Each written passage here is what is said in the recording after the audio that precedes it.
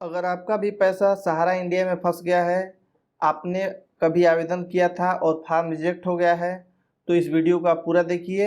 इस वीडियो में मैंने जो स्टेप बताए हैं उसको फॉलो करिए और फिर 100% मेरी गारंटी है कि आपका पैसा वापस आ जाएगा। देखिए, सरकार की तरफ से पिछले साल एक माननीय सुप्रीम कोर्ट के द्वारा एक आदेश जारी किया गया था जिसमें पैसा वापस करने की बात की गई थी। माननीय गृह मंत्री अमित शाह जी के द्वारा भी उस टाइम 2023 में ही एक पोर्टल लॉन्च किया गया था जिससे आपका पैसा वापस मिल सके। जिस पोर्टल पर अधिकतम 10,000 के लिए आप अप्लाई कर सकते थे। अगर आपका 10,000 तक का क्लेम है तो आप अप्लाई कर सकते थे, इससे ज़्यादा नहीं कर सकते थे। लेकिन वर्तमान की बात करें अभी के डेट में, इस पोर्टल पे टोटल 50,000 तक का आपका क्लेम है तो आप इसके लिए अप्लाई कर सकते हैं। लेकिन हाँ, सहारा समूह की 4 सोसाइटी ही इसके लिए पात्र हैं। अगर इन चारों सोसाइटी के थ्रू आपने अपना पैसा जमा कराया है तभी आप इसके लिए अप्लाई कर सकते हैं। इन चारों का नाम मैंने अपने डिस्क्रिप्शन में दे रखा है, उसको आप देख सकते हैं, या फॉर्म भरने जाएंगे वहाँ से भी आपको पूछेगा, वहाँ से भी देख सकते हैं। इस वीडियो को बनाने का उद्देश्य यही है कि जितने लोग फॉर्म भर रहे हैं उनका फॉर्म रिजेक्ट हो जा रहा है, पैसा किसी का नहीं मिल रहा है। तो ऐसी क्या गलती हो रही है कि जिसकी वजह से पैसा नहीं मिल पा रहा है, और ऊपर का नेतृत्व कह रहा है कि पैसा है, लोग फॉर्म भरें तब तो मिले, और फॉर्म भरने में गलती हो जा रही है। तो इस वीडियो को देखेंगे आप और स्टेप बाय स्टेप सीखेंगे कि क्या गलती हो रही है, उस गलती को न करें और बिल्कुल सही सही फॉर्म भरें और आपका पैसा पक्का आने वाला है।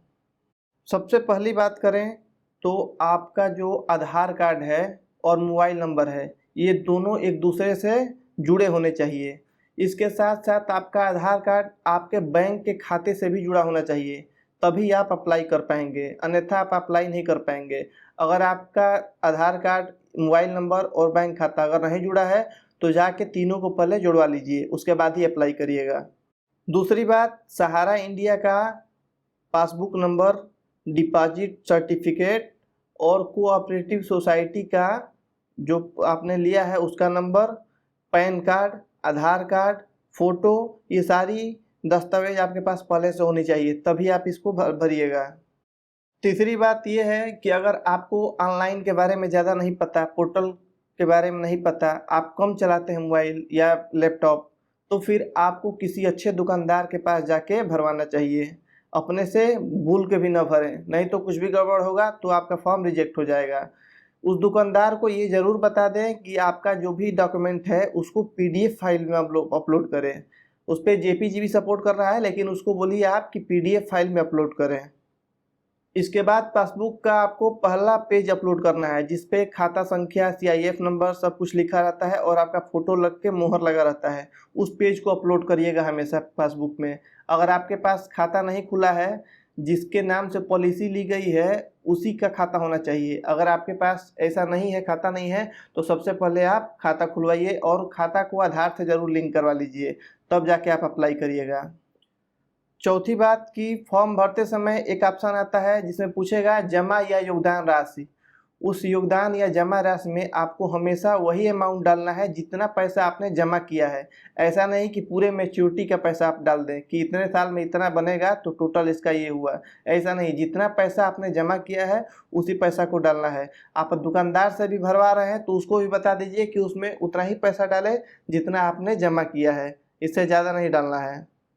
जब आप फॉर्म भर लेते हैं अपना, तो आपको एक पेज शो होता है, उस पेज को प्रिंट आउट निकालना होता है, उस पर अपना फ़ोटो चिपकाना होता है। तो ध्यान रहे, फ़ोटो हमेशा ऐसे पासपोर्ट साइज का चिपकाएं जिसका नीला बैकग्राउंड हो।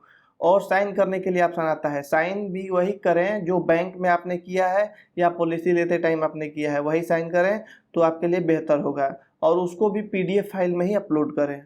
पांचवी बात करें तो ज़्यादातर लोग को एक समस्या आ रही है कि जब वो रजिस्ट्रेशन करने जा रहे हैं तो वहाँ पे आ जा रहा है आधार कार्ड ऑलरेडी रजिस्टर्ड। अगर ऐसा लिखा आ रहा है आपके सामने भी, तो आपको डायरेक्ट डिपॉजिटर में जाके लॉगिन करना होगा। वहाँ से जाके लॉगिन करके आप फॉर्म फिलअप करिए, आपका रजिस्ट्रेशन हो चुका है इस आधार कार्ड से, तो आप डायरेक्ट डिपॉजिटर में जाके ऑनलाइन करिए। एक और महत्वपूर्ण चीज़, अगर जमाकर्ता के पास एक से ज़्यादा अकाउंट है तो उसे सभी के लिए एक ही क्लेम भरना होगा। लेकिन हाँ, जमाकर्ता को अपने सभी खातों के लिए मूल प्रमाण पत्र या पासबुक अलग अलग करके स्कैन करके अपलोड करना होगा। एक और महत्वपूर्ण चीज़ है, अगर आपने पहले फॉर्म भरा है और आपका फॉर्म रिजेक्ट हो गया है तो आपको रीसबमिशन के ऑप्शन पे क्लिक करके और अपना फॉर्म फिलअप करना होगा। देखिए, सबसे बड़ी बात बताई जा रही है कि जो भी फॉर्म भर रहे हैं वो ज़्यादातर 90% गलत लोग भर दे रहे हैं, या तो डॉक्यूमेंट ही नहीं है, इसी वजह से पैसा नहीं मिल पा रहा है। तो आपको फॉर्म बिल्कुल सही तरीके से भरना है, और जो भी आपका डॉक्यूमेंट में नाम है, नाम की स्पेलिंग जो भी है, बिल्कुल फॉर्म में भी वही स्पेलिंग आपको डालनी है। वही स्पेलिंग आपके आधार कार्ड पे होनी चाहिए, वही बैंक पासबुक में होनी चाहिए, वही आपका सारे डॉक्यूमेंट में होना चाहिए। और फॉर्म भी आप भर रहे हैं तो उसी तरीके से भरें कि स्पेलिंग का मिस्टेक ना हो। अगर स्पेलिंग का मिस्टेक होता है तो आपका फॉर्म पहले रिजेक्ट हो जाएगा। तो अगर गलती भी कुछ हुआ है तो उसको पहले सुधरवा लें, उसके बाद ही फॉर्म को भरें। एक चीज़ और कि इस फॉर्म को भरने के लिए हमेशा आप ऑफिशियल वेबसाइट का ही यूज करें। ऑफिशियल वेबसाइट का लिंक मैंने अपने डिस्क्रिप्शन में दे दिया है, आप चाहें तो यहाँ से भी क्लिक करके और अपना फॉर्म भर सकते हैं।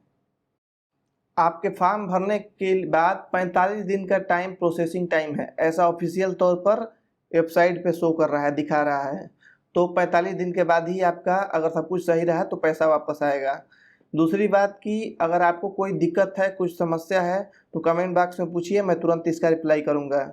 और आपका फॉर्म रिजेक्ट हो गया है या एक्सेप्ट हो गया है, यह आपको आपके ईमेल आईडी और मोबाइल नंबर पर नोटिफिकेशन के माध्यम से प्राप्त हो जाएगा। तो वीडियो अगर आपको अच्छी लगी हो तो हमारे चैनल को प्लीज़ सब्सक्राइब करें। मिलते हैं अगले वीडियो में, तब तक के लिए जय हिंद।